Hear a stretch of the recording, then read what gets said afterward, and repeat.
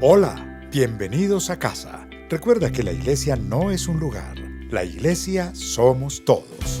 Nos alegra compartir contigo este tiempo en el que adoraremos a Dios y aprenderemos más de Él al escuchar su palabra.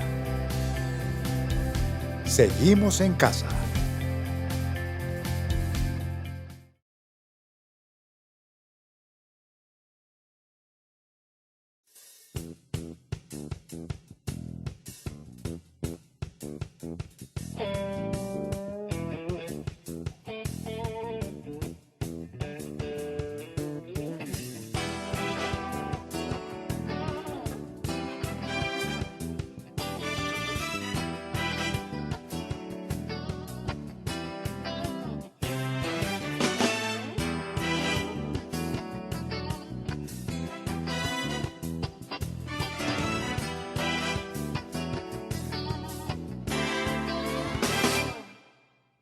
Con mi Dios yo saltaré los muros,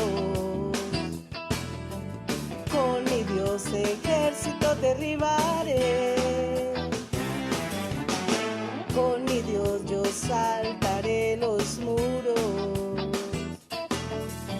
con mi Dios ejército derribaré. Él adiestra mis manos para la batalla. Puedo tomar con mis manos el arco de bronce. Él es escudo, la roca mía.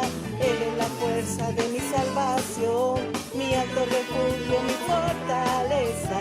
Él es mi libertador. Con mi Dios yo saltaré los muros, con mi Dios ejército derribaré. Con mi Dios yo saltaré los muros, con mi Dios ejército derribaré. Él adiestra mis manos para la batalla. Puedo tomar con mis manos el arco de bronce. Él es escudo, la roca mía. Él es la fuerza de mi salvación, mi alto refugio, mi fortaleza. Él es mi libertador. Con mi Dios yo saltaré los muros, con mi Dios ejército derribaré. Con mi Dios yo saltaré los muros, con mi Dios ejército derribaré. Él adiestra mis manos para la batalla. Puedo tomar con mis manos el arco de bronce. Él es escudo, la roca mía. Él es la fuerza de mi salvación, mi alto refugio, mi fortaleza. Él es libertador. Él es libertador. Él es mi libertador.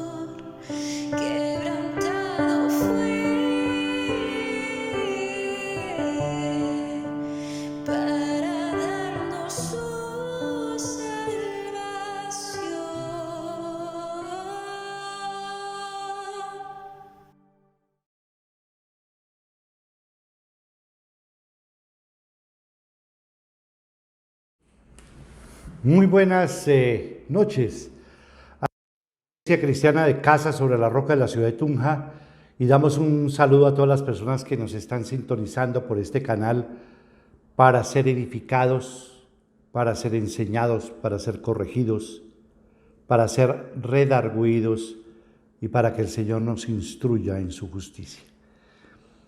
¿Para qué? Para que todo el siervo de Dios esté preparado para toda buena obra. En el día de hoy voy a traer un tema que es interesante. No sé si a ustedes lo han traicionado alguna vez en su vida. Hay veces cuando sufrimos y tenemos traiciones, la traición duele mucho, ese dolor en el corazón, en el alma. Pero hoy vamos a tocar un tema que se llama la traición de Judas. Ese texto está en Juan 11, del 47 al 53. Y Juan capítulo 11, el 47 al 53, dice el Señor en su palabra: Entonces los jefes de los sacerdotes y los fariseos convocaron a una reunión del consejo. ¿Qué vamos a hacer? Dijeron: este hombre está haciendo muchas señales milagrosas.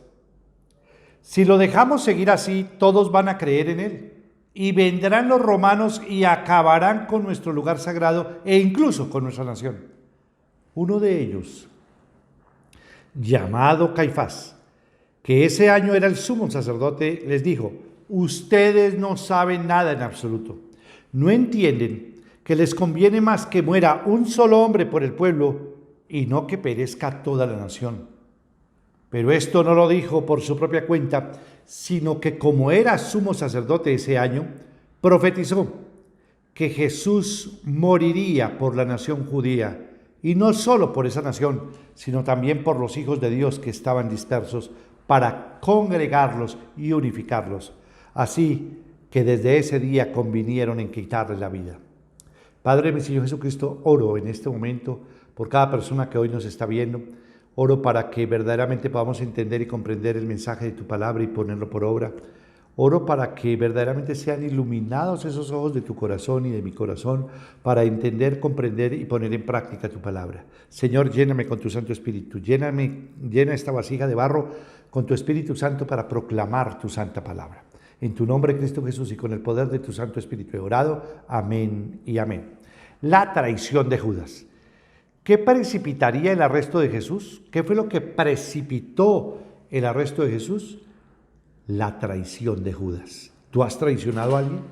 ¿Has traicionado a tus padres? ¿Te has traicionado a ti mismo? ¿Hemos traicionado a Dios? ¿A cuántas personas hemos traicionado? Una gran pregunta. Eran aproximadamente las 2:30 cuando Jesús regresó de Getsemaní con sus discípulos. Entre las 2 de la mañana y 2:30 más o menos fue capturado y a las 9 de la mañana ya estaba crucificado. Durante esas 7 horas Jesús pasó por 6 juicios. Todo lo sucedido durante ese lapso de tiempo fue ilegal, desde su arresto hasta su crucifixión. El historiador Josefo escribió que fue un vil asesinato porque jamás existieron ni los cargos, ni los testigos, ni las pruebas que pudieron sentenciar legalmente a Jesús a la pena de muerte. El complot, ojo con esto, el término complot, desde el Sanedrín para matar a Jesús, comenzó después del milagro que realizó Jesús con Lázaro cuando lo resucitó. Miren cómo un milagro va a suscitar una cantidad de cosas. El milagro de Jesús con Lázaro suscitó el complot de todo el Sanedrín para intentar matar a Jesús. Esto lo podríamos llamar intriga. En términos jurídicos, actualmente un concierto para delinquir. Nada menos ni nada más que ese complot que hace el Sanedrín es un concierto para delinquir. Esta reunión la hicieron 2 días antes de la crucifixión. Ellos no querían tomar a Jesús durante la Pascua, porque en esos días la gente de las aldeas se reunían para celebrar la fiesta. Entonces ellos, pensando que el pueblo estaba con Jesús, no querían arrestarlo y matarlo, porque de pronto el pueblo crearía un alboroto. Por esa razón, decidieron no tomarlo durante la Pascua, pero de forma extraordinaria, Jesús sí fue arrestado precisamente durante la Pascua. No porque ellos lo querían así, sino porque era el momento en que el Hijo de Dios debía morir. Los panes sin levadura, el día de la Pascua. Voy a analizar un primer tópico que voy a analizar el día de hoy rápidamente. Es lo que precipitó el arresto de Jesús fue la traición de Judas. Lo que precipitó el arresto de Jesús fue la traición de Judas. La reunión del Sanedrín en la casa de Caifás, el concierto para delinquir, fue ilegal, porque según la ley judía solo podían reunirse en el salón del templo oficial del Sanedrín. Entonces ellos, viendo que no tenían de qué acusar a Jesús, tuvieron que hacer estas reuniones en secreto. El enemigo más grande del cristianismo es el espíritu religioso. La religiosidad, ¿quién lo creyera? ¿Y quiénes crucificaron a Jesucristo? Los mismos religiosos. ¿Quién lo creyera? No hay cuña que más apriete que la del mismo palo, siempre he dicho. Lucas 22, versículos del 3 al 6 lo registran. Entonces entró Satanás en Judas, uno de los 12, al que llamaban Iscariote.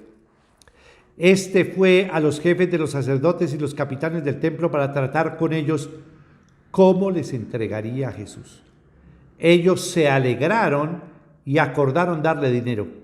Él aceptó y comenzó a buscar una oportunidad para entregarles a Jesús cuando hubiera gente. Al momento que entró Satanás en Judas, este es un proceso especial, espiritualmente hablando, cuando dice que Satanás entró en Judas. Este hizo cambiar los planes del Sanedrín y le entregó a cambio dinero. Deuteronomio 27:25 dice: maldito sea quien acepte soborno para matar al inocente, y todo el pueblo dirá amén. Ahora veremos cómo Jesús anuncia que el traidor estaba entre los 12. Mateo 26, 20 al 21 dice: al anochecer, Jesús estaba sentado a la mesa con los 12. Mientras comían les dijo: les aseguro que uno de ustedes me va a traicionar. Mateo 26, 20, 21. ¿Por qué Judas no levantó sospechas? Era un hipócrita y muy astuto. Realmente los tibios que no se logra uno identificar, esas personas así son muy complicadas. El único que nos puede mostrar el corazón del hombre es Dios. Por eso uno tiene que orar y pedirle a Dios que nos proteja, porque necesitamos la protección de Dios. Una de las partes más complejas del hombre es tratar con un traidor o con una persona que se te hace pasar como íntegra, como honesta, como fiel delante tuyo y después te da el golpe. Ese tipo de personas son complejas. Se camuflan, tienen piel de camaleón, es decir, que van tomando el color que más les conviene. Son hábiles, astutos y por supuesto traidores. Él era un hipócrita y muy astuto, era el tesorero. Jesús nunca tuvo comportamiento diferente con Judas. Jesús los trató a todos por igual. Jesús estaba sentado en la última cena en el lugar de honor. Al lado de Jesús se encontraba también Judas. Judas comparte el mismo plato con Jesús. Juan 13, 27 dice: tan pronto como Judas tomó el pan, Satanás entró en él. Lo que vas a hacer, hazlo pronto, le dijo Jesús. Entonces Judas, al saber que ya había sido descubierto por Jesús, corre a los sacerdotes a informarles sobre dónde aprehender a Jesús. Mientras eso ocurre, Jesús y sus discípulos van al monte de los olivos. Juan 18:3 lo registra. Así que Judas llegó al huerto a la cabeza de un destacamento de soldados y guardias. A los jefes de los sacerdotes y de los fariseos llevaban antorchas, lámparas y armas. Dicen que la compañía era una compañía la que acompañó a Judas Iscariote para entregar a Jesús, una compañía de soldados. La compañía puede estar conformada por unos 600 soldados. Entonces me pregunta, ¿pero por qué con tanta gente? Una compañía era la 10ª parte de una legión, y una legión son 6,000 soldados. Los fariseos hicieron que esa cantidad de soldados fueran a arrestar a Jesús, persuadiendo al gobierno de que si no era así, el pueblo podría crear una gran revuelta. Por eso fue tal vez el número tan grande y el apoyo que buscaron del poder político de ese momento, que era Roma, que eran los romanos. Entonces, un segundo tópico, el arresto de Jesús. Para poder capturar a Jesús, el poder religioso de la época necesitaba unirse con otro poder, el cual era el poder político. Ojo con estos dos poderes, el poder religioso y el poder político. Y ojo con esto, las religiones no salvan, lo que salva es Jesucristo, pero manejan un poder tremendo. El poder religioso se une con el poder político y van a arrestar a Jesús. En Mateo 26, versículos del 47 al 51 lo registra. Todavía estaba hablando Jesús cuando llegó Judas, uno de los 12. Lo acompañaba una gran turba armada con espadas y palos, enviada por los jefes de los sacerdotes y los ancianos del pueblo. ¿Los jefes de quién? De los sacerdotes y los ancianos del pueblo. El traidor les había dado esta contraseña: al que le dé un beso, ese es, arréstenlo. Enseguida Judas se acercó a Jesús y lo saludó. Rabí, le dijo, y lo besó. Y este pasaje bíblico para mí me parece estremecedor, porque Jesús no le dice traidor, no le dice hipócrita, no le dice falseto, no le dice, pues yo creo que a uno le daría rabia, ira. Él le dice, Jesús le dice, amigo. Óigame muy bien la expresión con la que se expresa Jesús. Amigo. Le replicó Jesús, ¿a qué vienes? Entonces los hombres se acercaron y prendieron a Jesús. En eso uno de los que estaba con él extendió la mano, sacó la espada e hirió al siervo del sumo sacerdote cortándole una oreja. Los que organizaron el hecho de tomar a Jesús fueron los religiosos de la época. Un punto para analizar. Veamos en Apocalipsis 17:5, que dice: en la frente llevaba escrito un nombre misterioso, la gran Babilonia, madre de las prostitutas y de las abominables idolatrías de la tierra. Aquí es llamado el sistema religioso la gran ramera. Alguna interpretación que se da de Apocalipsis 17 es que la gran ramera es la que ha propulgado en determinado momento las idolatrías de la tierra. Y bueno, se está hablando de un poder religioso que desarrolla muchísimo la idolatría. Antes del anticristo va a aumentar el espíritu de la madre de las prostitutas o de la gran ramera, es decir, todos los sistemas religiosos falsos. Se van a unir las religiones para traer paz al mundo. Esto se llama ecumenismo. Hay que tener mucho cuidado con ese concepto de unidad, porque ese concepto de unidad es un concepto falso completamente. Y verdaderamente el sistema religioso siempre ha sido una debacle y ha sido crítico. Y fueron ellos los que crucificaron también a Jesús. Para poder capturar a Jesús, el poder religioso de la época necesitaba unirse con otro poder, el cual era el poder político que estaba representado en Roma. En Apocalipsis 17, la gran ramera o el sistema religioso va montada sobre la bestia, que es el poder político. Observen cómo en el Apocalipsis, en la parte escatológica, nos habla también de que el sistema religioso está montado bajo el poder político.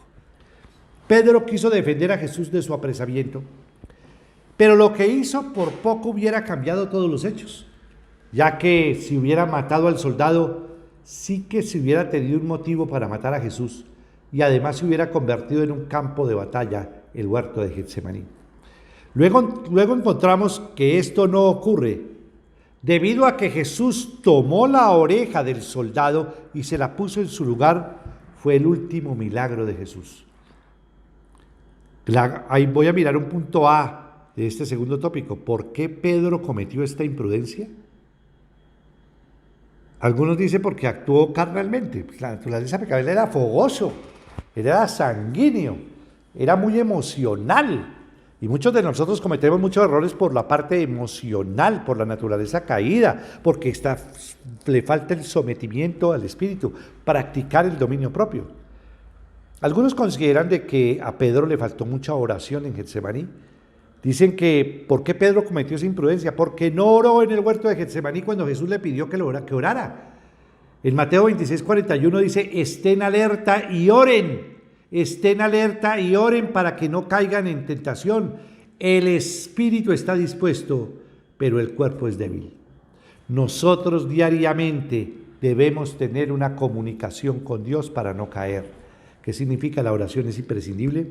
Recuerden que el espíritu está dispuesto, pero la carne es débil. Por favor, levántate a orar. Por favor, cuando te estés tentado, y no solamente tentado, expuesto al mundo, expuesto a la televisión, expuesto a las redes sociales, expuesto a la mentira, expuesto al engaño, expuesto al libertinaje, expuesto a todo lo que hay en el mundo. A mí me llamaba muchísimo la atención ese pasaje bíblico en la palabra, cuando dice que el hombre que teme al Señor, el Señor lo librará de la mujer que tiene por corazón redes y por brazos cadenas. Cuando una persona tiene el temor de Dios, verdaderamente es una persona que está también leyendo su palabra, estudiando su palabra, orando. Hay veces cuando no lo hacemos, nuestra naturaleza pecaminosa se ve reflejada en la parte externa. Por eso es de que nosotros muchas veces, en algunas ocasiones, se nos ha liberado es el hombre increíble y no la imagen de Cristo. No lo que decía el apóstol Pablo: ya no vivo yo, mas Cristo vive en mí. Nosotros no debemos confiar en la naturaleza pecaminosa, ni en nuestros impulsos, ni en nuestra parte emocional. Por eso debemos llevar todo pensamiento cautivo a la obediencia a Cristo. Porque primero entra por un pensamiento, baja al corazón, del corazón habla la boca, y después de que uno habla viene la acción. Esto es algo tremendo: pensamiento, corazón, hablar y acción.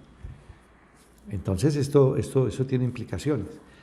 Es necesario llenarnos ¿de qué? De la palabra de Dios. Llena tu ser con la palabra de Dios. Es necesario llenarnos de la presencia de Dios, del Espíritu Santo. Pidan ser llenos del Espíritu Santo. Es necesario llenarnos de la voluntad de Dios. Pedro creyó que su honor estaba de por medio, es decir, que no oró y creyó que su honor estaba de por medio. Pedro había alardeado diciendo: negarte yo, maestro, ni siquiera los nombres, hasta mi vida daré por ti, dijo en algún momento Pedro. Él estaba manifestando algo que sabía que no era capaz y después va a negar a Jesucristo 3 veces. Y en Pedro hubo una falsa valentía. Se sentía valiente porque se sentía respaldado por Jesús, pero realmente actuó impulsivamente. Entonces, y aquí nos faltó mucha oración y nos falta sujetarnos mucho a la voluntad de Dios, preguntarnos cuál es la voluntad de Dios, medir absolutamente todo, tener ese dominio propio. La Biblia nos manda a practicar el dominio propio. Algunos de los discípulos también llevaban espadas, pero aquí hay una palabra que es bien interesante para analizar, que está en Lucas 22:36, cuando dice: ahora, en cambio, el que tenga un monedero, que lo lleve, asimismo el que tenga una bolsa, y el que nada tenga, que venda su manto y compre una espada. Este versículo bíblico es un versículo bíblico complejo que Jesús lo habla en Lucas 22:36, cuando dice: venda tu manto y compre una espada. La gran pregunta: ¿qué significa? Algunos enigmas exigen reflexión, como la orden de Jesús a sus discípulos poco antes de su muerte: ahora el que tiene bolsa, tómela, y el que no tenga, venda su manto y compre una espada. Lucas 22:36. ¿Propugnaba Jesús una armada a la hora de su crisis? Evidentemente que no. Si analizamos la palabra de Jesús, poco después dice: mi reino no es de este mundo. Si mi reino fuera de este mundo, mis servidores pelearían para que yo fuera entregado a los judíos, pero mi reino no es de aquí. Juan 18:36, Mateo 26:52. Notaremos que Jesús no solo se refería a la espada del Espíritu como símbolo de la verdad, de pronto sería para ellos el arma espiritual en defensa de su fe, Efesios 6:17, sino que además la espada representa en forma aguda las tribulaciones que pronto enfrentarían sus discípulos. Miren esa interpretación bien interesante de este pasaje bíblico. De lo que Jesús les está diciendo es de que, pues, lógicamente tienen que prepararse, porque van a venir persecuciones y van a haber momentos difíciles y angustiosos. Algunas consideraciones son necesarias analizar. El contexto de Lucas 22:35 al 38, Jesús le da las instrucciones concernientes a la manera en que los discípulos serían tratados en su misión de proclamar el Evangelio. El Señor les hizo recordar del cuidado providencial que experimentaron en sus obras evangelísticas previas, cuando fueron anteriormente, pues ellos no llevaban provisiones. ¿Por qué? Porque Dios cuidó de ellos, y el que cuidaba de ellos es Jesucristo. ¿Tuvieron escasez de algo? No, ellos admitieron que no lo tuvieron. Pero en Lucas 22:36 dice: traer bolsa, alforjada y espada son expresiones que indican la actitud del que va a emprender un viaje peligroso, señal de la prueba que va a comenzar para Jesús y a sus discípulos. Esta es una advertencia a los discípulos de que estaban llegando tiempos de sufrimiento y días tempestuosos. Las condiciones cambiarían después de la crucifixión y los discípulos deberían estar preparados para enfrentar el odio y la persecución. Jesús luego citó a Isaías 53:12, donde el profeta predijo que Cristo mismo sería contado con los pecadores, tratado como un pecador común. El contexto general en Isaías 53 nos revela que Jesús no recurría a la violencia a fin de poder cumplir el plan divino para la redención.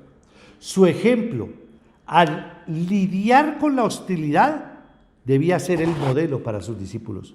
Cuando las autoridades fueron a arrestar a Jesús, Pedro, uno de los discípulos, Juan 18:10, intentó defender a su maestro con su espada y el Salvador reprendió y llamó la atención por este esfuerzo. Mateo 26:51 y 52.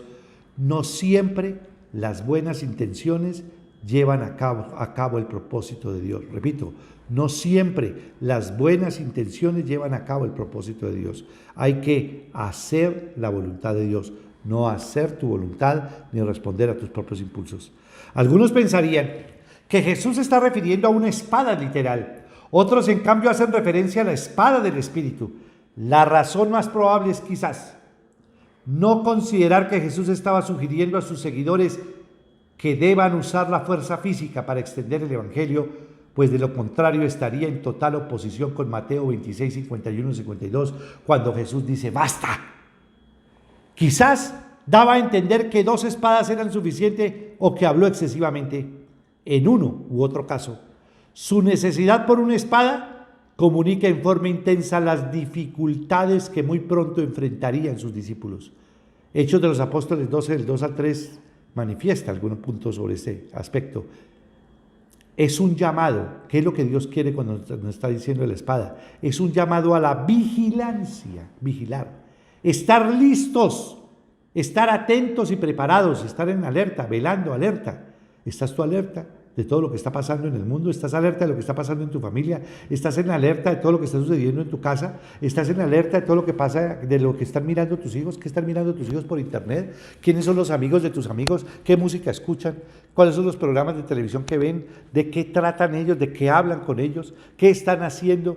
Hay que estar velando de cómo está la vida espiritual de tu vida, tu propia vida espiritual, cómo está la vida en la relación de pareja, cómo está la vida espiritual en tu familia, cómo está tu vida en tu hogar. Muchas veces descuidados porque no estamos atentos, porque no tenemos la espada, el espíritu, la palabra de Dios, que es la espada del espíritu, que es la palabra del Señor.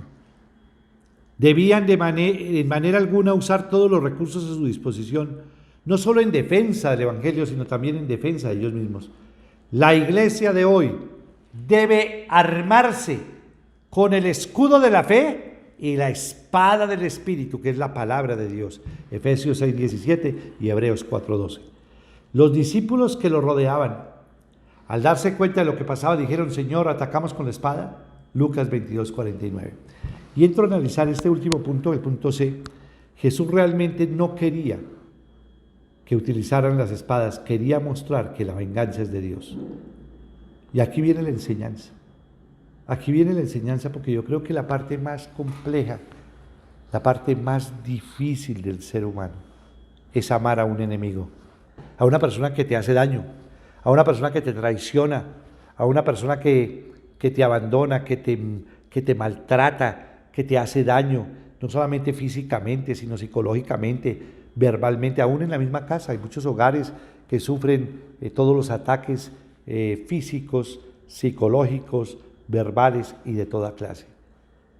¿Cuántas personas sufren?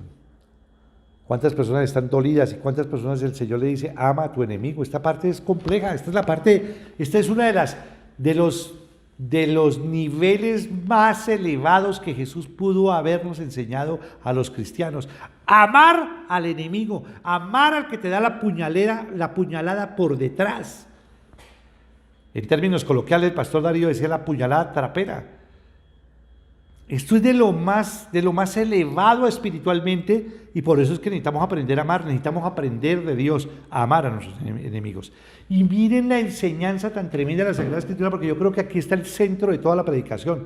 Tú amas a tus enemigos, oras por tus enemigos, bendices a los que te maldicen, porque a nosotros nos da rabia, porque a nosotros nos da enojo, porque a nosotros nos salimos de las casillas cuando alguien te hace daño, cuando alguien toca a tu familia, cuando alguien verdaderamente quiere acabarte. Muchas veces decimos, Señor, que le caiga el Salmo 109 a esa persona, pero todito, y muchas veces descargas completamente tu ira, te desahogas con Dios. Está bien que te desahogues con Dios, porque en momentos de enojo y de rabia profunda, tú tienes que aprender a desahogarte con Dios. Eso lo aprendíamos hacia la madurez espiritual, para que tú no te desahogues ni con las personas, ni con las cosas. Aprende a desahogarte con Dios.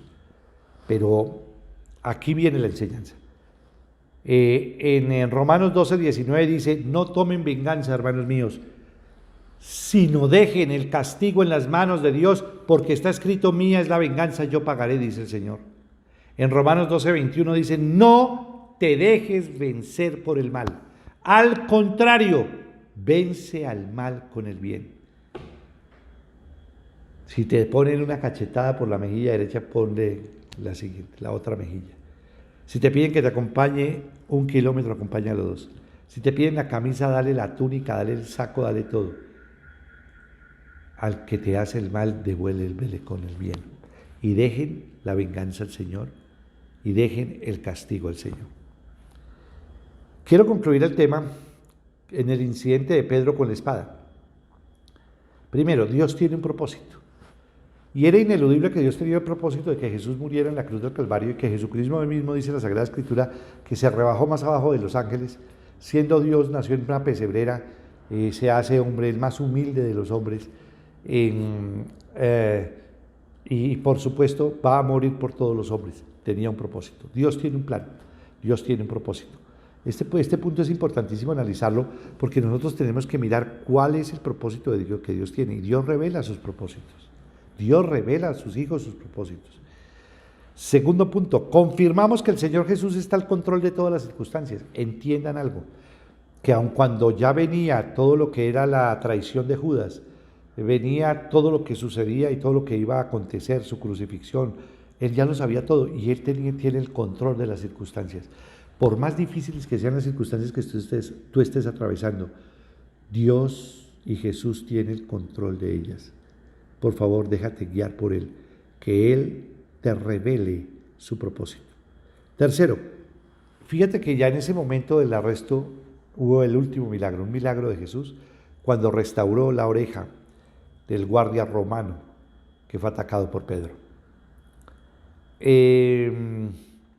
Cuarto, que debemos entregar nuestras situaciones a Él para que pueda intermediar y hacer su voluntad.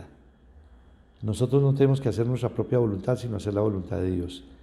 Y que sea lo mejor para nosotros, descansar en Él. Él tiene conocimiento de todo lo que estás pasando. Y pidámosle a Dios que nos enseñe a amar.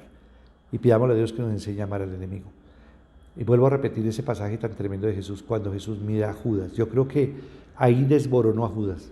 Cuando no le dijo traidor, cuando no le dijo hipócrita, cuando le dijo falso, cuando le dijo este es un delincuente, le dijo mirándolo a los ojos fijamente: amigo, con un beso entregas al Hijo del Hombre. Eso demolió a Judas, que después no fue por la plata, él fue a devolver la plata, devolvió las 30 monedas, tuvo un remordimiento, se suicidó.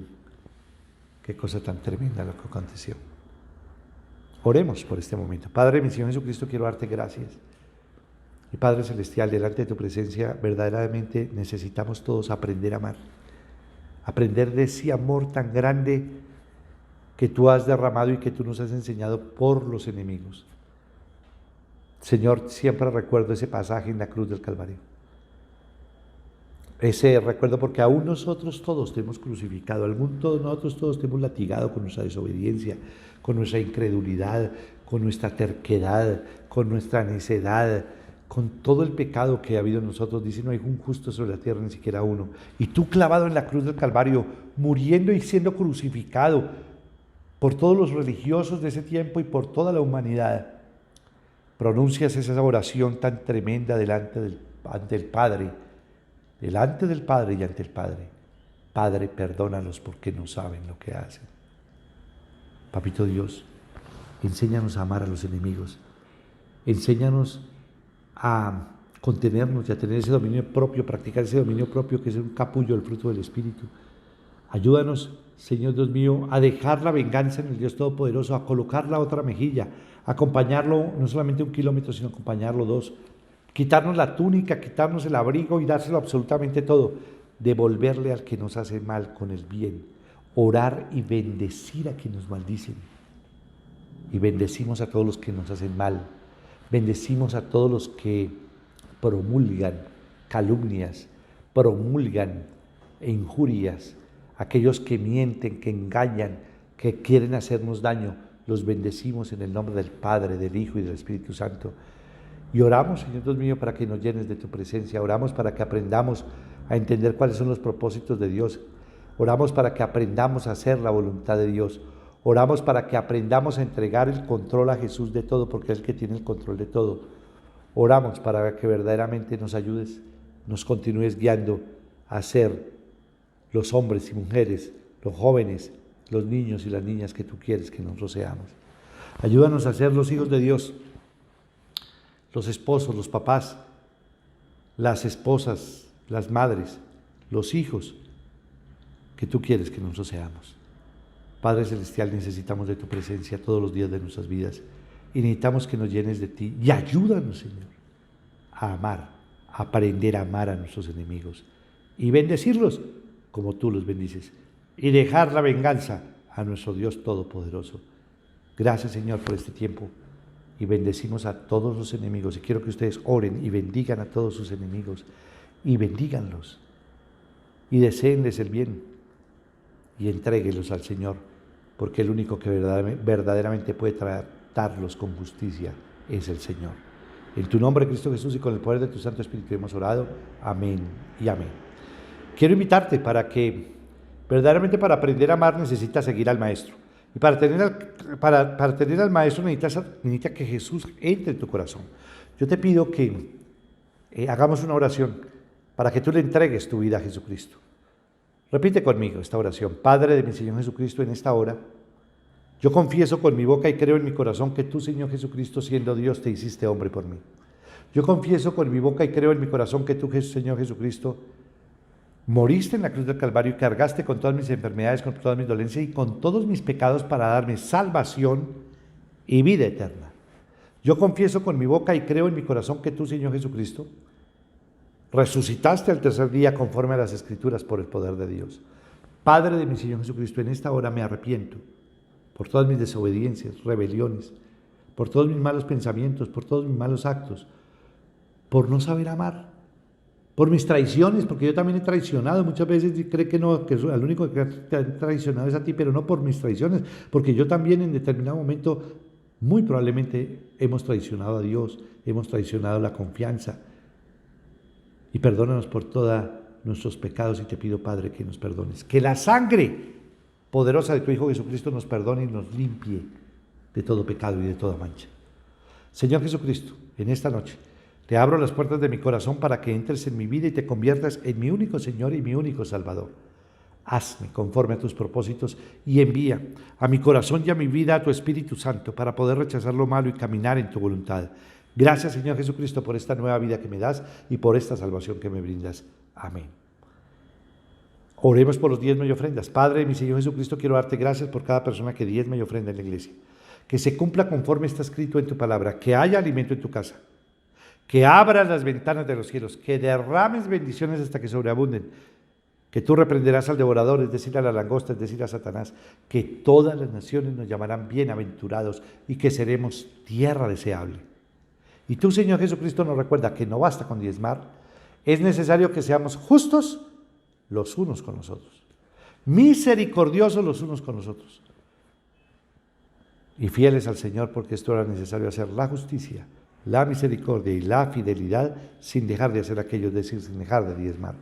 Bendice, Señor, a cada persona que diezma y ofrenda y que da sus donaciones para el sostenimiento de la iglesia y el sostenimiento de los hogares de las niñas.